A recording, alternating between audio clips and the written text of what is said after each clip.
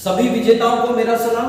मेरा नाम है दिनेश गौतम। नवनिर्माण एकेडमी में मैं आपका स्वागत करता हूं। हम लाए हैं आपके लिए 25 क्वेश्चंस, ऐसे की जो टॉप 25 क्वेश्चन है, अर्थात ऐसे प्रश्न जो निरंतर परीक्षाओं में पूछे जाते रहते हैं। अभी तक कम से कम 5 बार ये सभी प्रश्न परीक्षाओं में पूछे जा चुके हैं। जरा आइए पहला क्वेश्चन हम लोग देखते हैं। यदि आप हमारी वीडियो पर नए हैं तो हमारी वीडियो को सब्सक्राइब कर दीजिए, चैनल को सब्सक्राइब करो और शेयर करो, लाइक करो। जरा बोर्ड की तरफ देखिए। पहला क्वेश्चन है, दक्षिण गंगोत्री क्या है? इसके बारे में मैं आपको बता देता हूं। देखिए पहले तो देख लीजिए कहां पर है। दक्षिण गंगोत्री अंटार्कटिका एक महाद्वीप है। अंटार्कटिका महाद्वीप में है दक्षिण गंगोत्री। तो याद रखना है आपको, दक्षिण गंगोत्री जो है भारत का एक शोध संस्थान है अंटार्कटिका महाद्वीप में। बात करते हैं अंटार्कटिका महाद्वीप क्या है। यह एक ऐसा महाद्वीप है जो हमेशा बर्फ से ढका रहता है। एक ऐसा महाद्वीप है। यहाँ पर भारत का एक शोध संस्थान बनाया गया था, दक्षिण गंगोत्री नाम लिखा है। दक्षिण गंगोत्री भारत का सबसे पहला शोध संस्थान है अंटार्कटिका महाद्वीप में। अब भारत ने इसे त्याग दिया है। इसके स्थान पर भारत ने एक नया शोध संस्थान बनाया है। यहाँ पर उस शोध संस्थान का नाम है मैत्री। ये याद रखना है। भारत का जो दूसरा शोध संस्थान है इस समय अंटार्कटिका में, वो है मैत्री। और अंटार्कटिका एक ऐसा महाद्वीप है, ऐसा महाद्वीप है जो हमेशा बर्फ से ढका रहता है। तो अब हम ये चाहेंगे कि हम इन चीज़ों को क्वेश्चन को यहाँ से करें ताकि हम यहाँ पे लिखने के लिए जगह बना सकें। जरा देख लीजिए 25वां क्वेश्चन देख लीजिए। भारत की तट रेखा की लंबाई कितनी है? बहुत बार ये प्रश्न पूछा जाता रहा है पेपरों में। तो इसका उत्तर है 7500 किलोमीटर तट रेखा है भारत की। ये याद रखना 7500 कुछ किलोमीटर है, तो मोटा तौर पे 7500 किलोमीटर मानी जाती है। भारत के बहुत सारे राज्य समुद्र को छूते हैं और भारत की जो तट रेखा है, जो समुद्र को छूने वाली रेखा है, उसकी लंबाई है 7500 किलोमीटर। कई जो है राज्य तथा कई केंद्र शासित प्रदेश भी भारत के समुद्र को छूते हैं। यदि आपने भूगोल पढ़ा है तो मुझे लिखकर भेजिए कि भारत के कौन कौन से केंद्र शासित प्रदेश जो है समुद्र को छूते हैं। जरा हम इसे मिटा देते हैं। यहाँ पर ये क्वेश्चन हो गया है। अब जरा गौर से देखिएगा, भारत के कितने राज्यों की तट रेखा है? तट रेखा मतलब भारत के ऐसे कितने राज्य हैं जो समुद्र को छूते हैं? तो उत्तर लिखा हुआ है यहाँ पे, आपको दिखाई दे रहा होगा, ऐसा मैं मान रहा हूँ। तो इसका उत्तर है भारत के 9 राज्य समुद्र को छूते हैं। इन 9 राज्यों के नाम आपको जानने हैं। तो देखिए पहला राज्य लिखते हैं हम लोग। सबसे पहला राज्य है केरल। दूसरा राज्य है महाराष्ट्र। ठीक है, केरल, महाराष्ट्र, केरल से गुजरात से शुरू करिए आप। गुजरात के बाद महाराष्ट्र के बाद लिखिए आप गोवा के बाद लिखिए कर्नाटका के बाद आप लिखिए केरला। तो अभी यहाँ तक हमारे राज्य हुए 1 2 3 4। तो अगला राज्य केरल के बाद है तमिलनाडु। मैं यहाँ पर तमिलनाडु के स्थान पर लिख देता हूँ तमिलनाडु के बाद है आंध्र प्रदेश के बाद है उड़ीसा। देखिए आंध्र प्रदेश के बाद है उड़ीसा। तो भारत के 8 राज्य हो गए हैं और अंतिम राज्य है भारत का पश्चिम बंगाल। अंतिम राज्य है भारत का पश्चिम बंगाल राज्य। तो ये देख लीजिए 9 राज्यों का नाम मैंने लिख दिया है। ये 9 राज्यों की सीमाएं समुद्र के साथ छूती हैं भारत के। जगह है बिल्कुल दिखाई दे रहा होगा, गुजरात, महाराष्ट्र, गोवा, कर्नाटक, केरल, तमिलनाडु, आंध्र प्रदेश, उड़ीसा और पश्चिम बंगाल। ये 9 राज्य हैं जो समुद्र की सीमा को छूते हैं भारत की को। भारत जो है 3 ओर से समुद्र से घिरा हुआ है। एक तरफ है बंगाल की खाड़ी, एक तरफ है अरब सागर और दक्षिण की तरफ है हिंद महासागर। ये 3 तरफ से भारत समुद्र से घिरा हुआ है। ऐसा प्रश्न भी पेपर में पूछा जाता है। अब आगे हम लोग बात करते हैं यहाँ से और बहुत सारे पॉइंट बन सकते हैं। भारत का दक्षिणतम बिंदु है इंदिरा पॉइंट।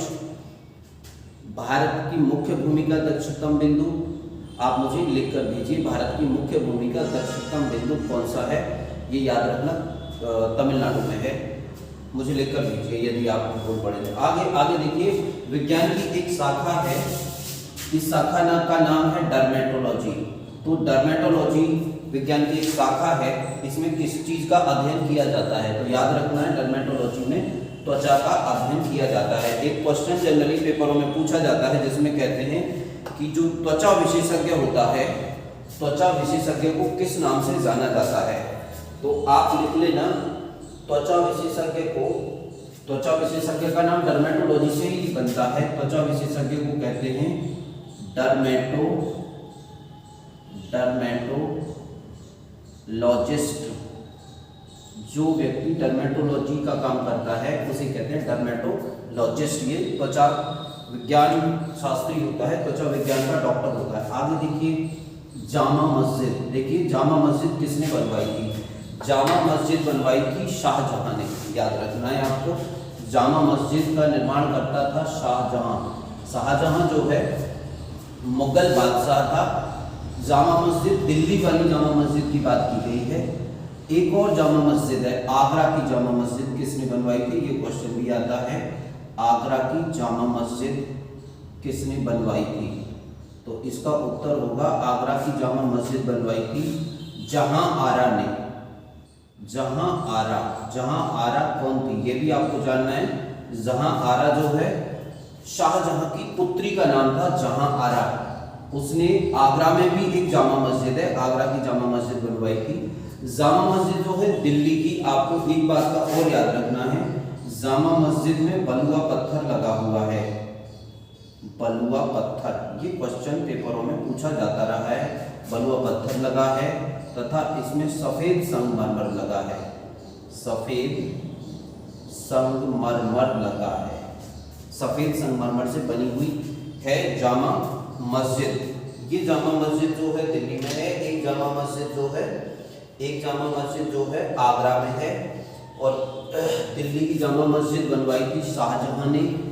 एक क्वेश्चन आता है शाहजहां का नाम क्या था, उत्तर प्रदेश पुलिस में पूछा गया है शाहजहां का नाम क्या था। शाहजहां का नाम था खुर्रम। याद रखना है, शाहजहां का नाम था खुर्रम। शाहजहां के पिता का नाम क्या था, शाहजहां के पिता का नाम था जहांगीर। शाहजहां के पिता का नाम था जहांगीर। शाहजहां के पिता का नाम क्या था, जहांगीर। शाहजहां की जो माता थी, शाहजहां की माता का नाम था जगत गोसाई।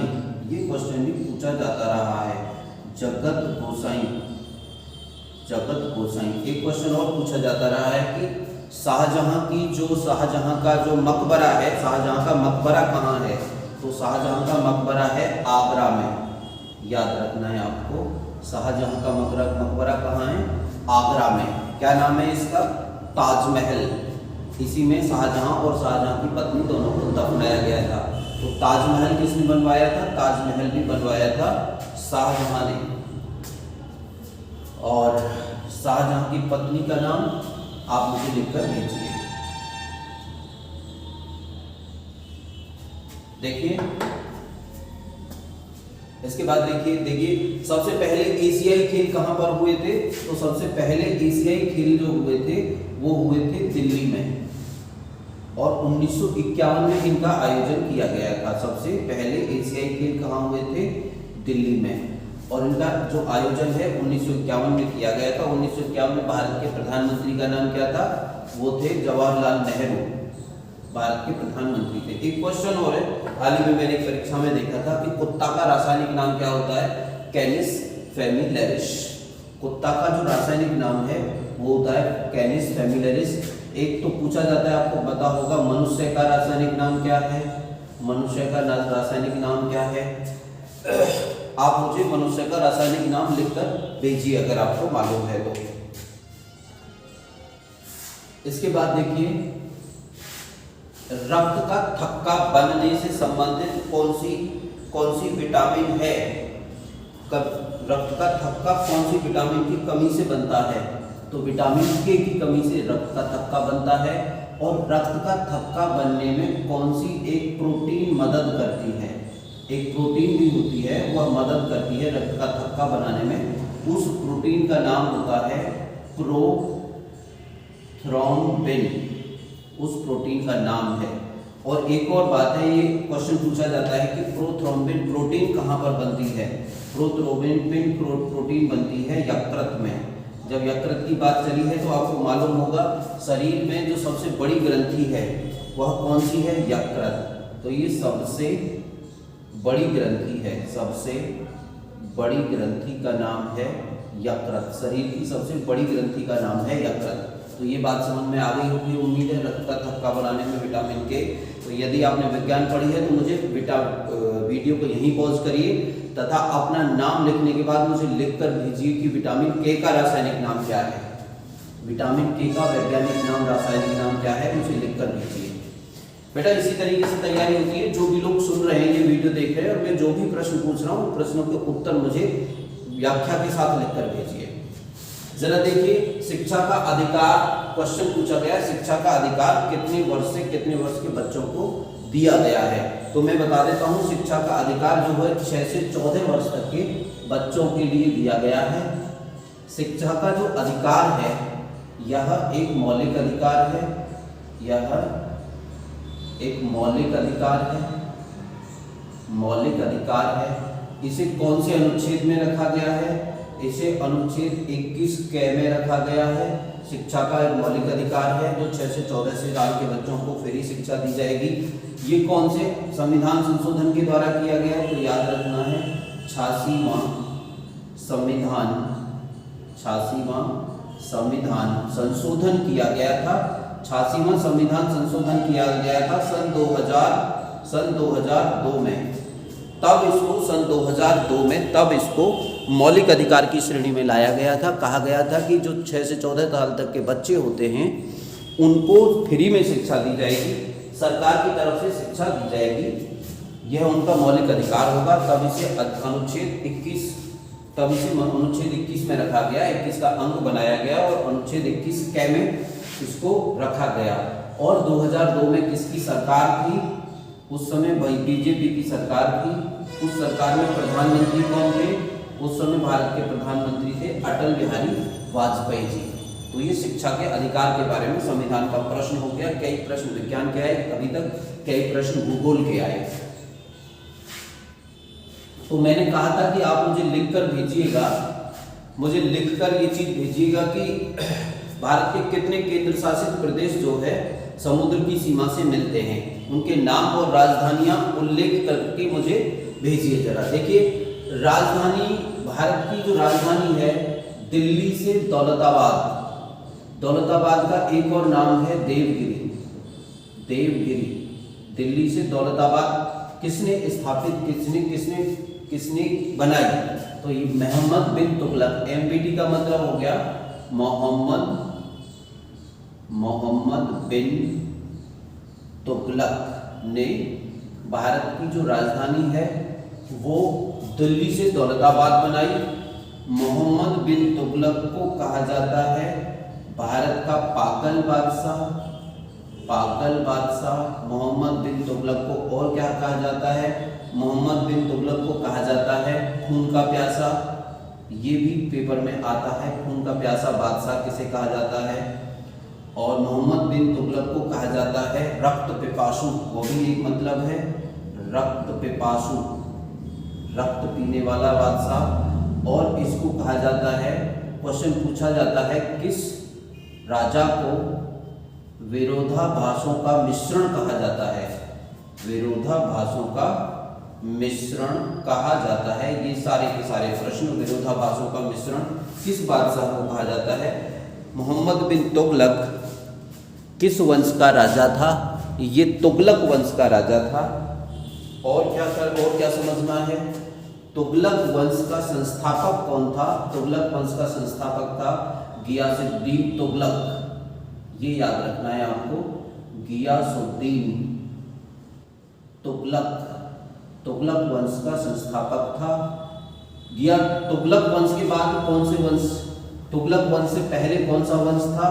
तुगलक वंश से पहले था खिलजी वंश, ये भी याद रखना है आपको, खिलजी वंश। खिलजी वंश। तुगलक वंश के बाद कौन से वंश की स्थापना हुई? तुगलक वंश के बाद हुई सैयद वंश की स्थापना। सैयद वंश, जब तुगलक वंश खत्म हो गया तो एक वंश स्थापित हुआ था सैयद वंश। तो ये छोटी छोटी चीजें हैं जो मैंने आपको लिखवा दी। मैंने छोटे छोटे प्रश्न आपको पूछे हैं, उन प्रश्नों को मुझे लिखकर आप भेज देना। एक क्वेश्चन और मैं यहाँ पर पूछता हूँ इतिहास का, कि ऐसा कौन बादशाह था जिसने दास वंश की स्थापना करी थी? दास वंश का संस्थापक कौन था? और तुगलक वंश का अंतिम बादशाह कौन था? यदि आपको मालूम है तो बताइए। ठीक है, आगे देखिए, मदन मोहन मालवीय को क्या कहा जाता है? मदन मोहन मालवीय को कहा जाता है महामना। ये याद रखना है छोटे जिस तरीके से, ठीक है, महामना कहा जाता है, महामना। अब यहाँ पर देखिए, सविनय अवज्ञा आंदोलन जब हुआ था तो भारत का गवर्नर जनरल कौन था? सविनय अवज्ञा आंदोलन जब हुआ था तो भारत का गवर्नर जनरल था लॉर्ड इरविन। सविनय अवज्ञा आंदोलन कब हुआ था? सविनय अवज्ञा आंदोलन हुआ था 1930 में। सविनय अवज्ञा आंदोलन के प्रमुख नेता कौन थे? तो प्रमुख नेता थे, सविनय अवज्ञा आंदोलन के प्रमुख नेता थे गांधी, महात्मा गांधी जी इसके प्रमुख नेता थे 1930। सविनय अवज्ञा आंदोलन का प्रारंभ कैसे हुआ? तो सविनय अवज्ञा आंदोलन का जो प्रारंभ है गांधी जी ने किया नमक के कानून को तोड़कर। नमक के कानून को तोड़कर, नमक का कानून तोड़ा, इसे तोड़कर गांधी जी ने सविनय अवज्ञा आंदोलन का प्रारंभ किया था। चलिए यहाँ से आगे बात करते हैं। एक और क्वेश्चन आता है, सविनय अवज्ञा आंदोलन कैसे हुआ, खत्म हुआ था?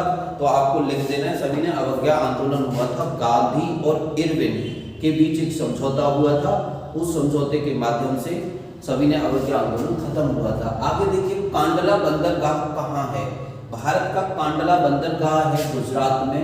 क्वेश्चन लिखा हो उत्तर। और क्या जानना है? यह एक ज्वारीय बंदरगाह है, ज्वारीय बंदरगाह है, ऐसा क्वेश्चन पेपर में पूछा जाता है। और क्या पूछा जाता है इसके बारे में?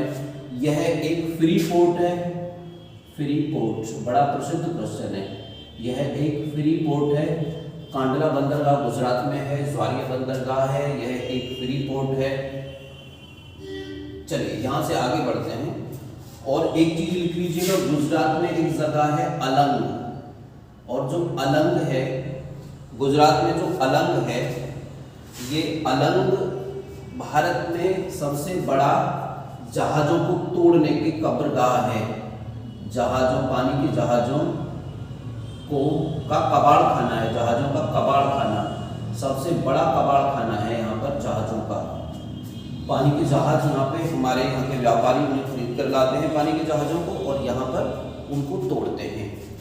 ये प्रश्न ऐसे हैं सब जो यहाँ के बारे में पूछे जाते हैं।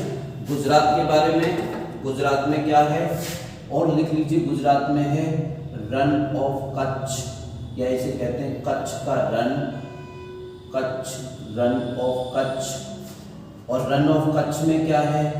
भारत में अकेला है जंगली गधों का अभयारण्य है यहाँ पर, जंगली गधों का अभयारण्य है यहाँ पर। गुजरात में ही है एक जगह सर क्रीक, ये क्वेश्चन में पूछा जाता है। सर क्रीक है गुजरात में, और ये जो है भारत एवं पाकिस्तान के बीच, भारत और पाकिस्तान के बीच झगड़े का कारण है। पाकिस्तान कहता है कि ये हमारे हिस्से में है, भारत कहता है कि हमारे हिस्से में है। भारत और पाकिस्तान के बीच ये सीमा का भी काम करती है सर क्रीक। ये सब गुजरात में है। यहाँ से आगे बढ़ते हैं। अब इधर का क्षेत्र हमारा खाली हो गया, अब हम बहुत सारी चीजें यहाँ पर लिख पाएंगे चीजों के बारे में। अब देखिए, दक्षिण गंगोत्री हम पहले कर चुके हैं। भारत का पहला रिएक्टर कौन सा था और यह कहाँ पर स्थापित किया गया था?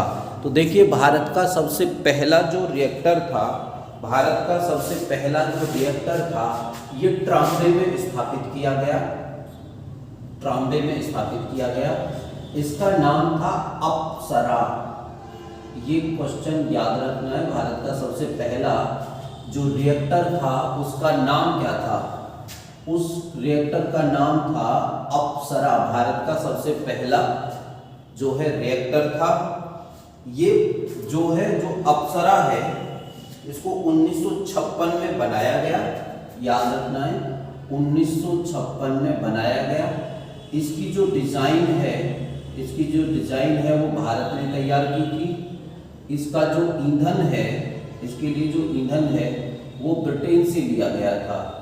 इसमें प्रयोग किया जाने वाला ईंधन भी ब्रिटेन से लिया गया था।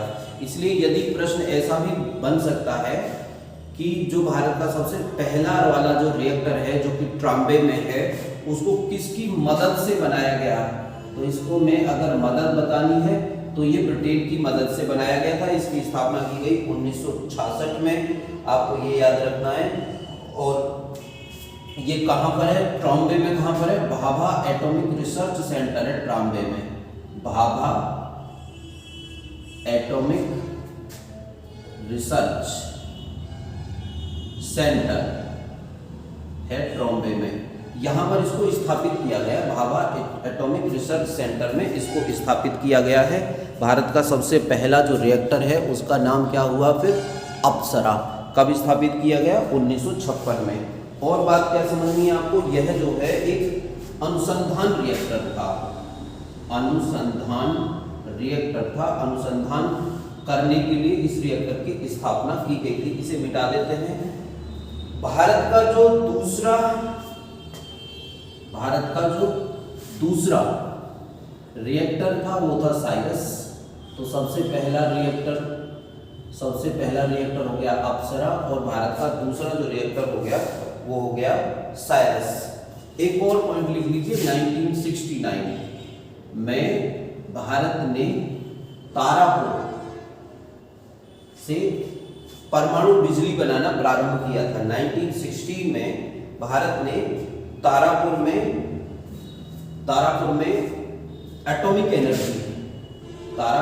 एटॉमिक एनर्जी अर्थात बिजली बनाना, एटॉमिक एनर्जी का काम शुरू किया था, अर्थात बिजली बनाना शुरू किया था 1969 में। चलो यहाँ से आगे बढ़ते हैं। उम्मीद है कई सारी चीजें आपको मिली होंगी। इन सारी चीजों को लिख लीजिए, नोट्स बना लीजिए, आगे बढ़िए और किसी को इन चीजों को सुनाते रहिए ताकि आपको याद भी रहेंगे लंबे समय तक। ऐसे क्वेश्चन पूछे। ओजोन परत कहाँ पर होती है? बड़ा प्रसिद्ध प्रश्न है। ओजोन परत पाई जाती है समताप मंडल में। खत्म कहानी। ओजोन परत पाई जाती है समताप मंडल में। आगे है पांड्यों का सांस्कृतिक केंद्र था, ये मदुरई था। इतिहास का प्रश्न है, याद रखना है। सबसे प्राचीन विश्वविद्यालय भारत में, याद रखना है, भारत में सबसे प्राचीन जो विश्वविद्यालय है, भारत में सबसे प्राचीन विश्वविद्यालय है नालंदा में। तो आप थोड़ा सा लिख लीजिए भारत के सबसे प्राचीन विश्वविद्यालयों के नाम। सबसे पहले तो आप लिख लीजिए तक्षशिला विश्वविद्यालय। तक्षशिला सबसे पुराना था, परंतु अब ये पाकिस्तान में है, याद रखना है। भारत का सबसे पुराना जो विश्वविद्यालय था वो था तक्षशिला विश्वविद्यालय। ये जो विद्यालय था तक्षशिला, यह पाकिस्तान में चला गया बंटवारे के बाद। भारत का दूसरा सबसे पुराना विश्वविद्यालय था नालंदा, और नालंदा विश्वविद्यालय में जो है, नालंदा विश्वविद्यालय वर्तमान कहाँ है? ये बिहार में। नालंदा विश्वविद्यालय बिहार में पटना के पास स्थापित है। और यहाँ पे जो नालंदा विश्वविद्यालय है बौद्ध धर्म का केंद्र था, बौद्ध धर्म का केंद्र था। और इसे कब स्थापित किया गया था? इसे गुप्त वंश के राजा कुमारगुप्त ने बनवाया था। गुप्त वंश के राजा कुमारगुप्त ने बनवाया था। गुप्त बौद्ध धर्म का केंद्र था, गुप्त वंश के राजा कुमारगुप्त ने बनवाया था। और एक जो है मध्यकालीन भारत में गुलाम वंश के समय एक व्यक्ति हुआ था बख्तियार खिलजी ने इसे तोड़ दिया था। ये क्वेश्चन भी पेपरों में आता है। बख्तियार खिलजी, ये याद रखना है, बख्तियार खिलजी कोई खिलजी वंश का शासक नहीं था। इसने इसे तोड़ दिया था नालंदा विश्वविद्यालय में। तो बात होगी तक्षशिला सबसे पुराना विश्वविद्यालय था, इसके बाद नालंदा जो कि फिलहाल भारत का सबसे पुराना विश्वविद्यालय है। एक और विश्वविद्यालय है जो नालंदा के बाद बना, विक्रमशिला विश्वविद्यालय, लिख लीजिएगा। तो पहला, ये दूसरा, दूसरा और तीसरा सबसे पुराना विश्वविद्यालय है, तीसरा सबसे पुराना विश्वविद्यालय विक्रमशिला विश्वविद्यालय, याद रखना है विक्रमशिला विश्वविद्यालय भी सबसे पुराना तो तक्षशिला है, परंतु ये भारत में नहीं है, वर्तमान में भारत में नालंदा है और एक है विक्रमशिला। विक्रमशिला भी बिहार में है, ठीक है, विक्रमशिला भी बिहार में है। तो उम्मीद है ये चीज समझ में आई होगी आपको। मैं कोशिश कर रहा हूँ कि संबंधित सारी की सारी इंफॉर्मेशन मैं आपको दूं ताकि आपकी तैयारी बढ़िया से बढ़िया हो सके। राइट, इसे आप मिटा देते हैं, इसे भी मिटा देते हैं। तो आगे बढ़ते हैं, आप देखिएगा यहाँ से आगे बढ़ते हैं। यहाँ से आगे देखिए, सबसे प्राचीन विश्वविद्यालय होगा दास प्रथा का अंत किसने किया? दास प्रथा का अंत किसने किया? यहाँ पर लिखा है गवर्नर जनरल था एलन बरो। एलन बरो ने दास प्रथा का अंत किया भारत से। एलन बरो ने दास प्रथा का अंत किया भारत से। 1843 में एलन बरो ने दास प्रथा का अंत किया था। एक बादशाह और था, अकबर ने भी दास प्रथा का अंत किया था भारत में। अकबर ने किया था 1562 में दास प्रथा का अंत किया था, ये भी आपको जानना है।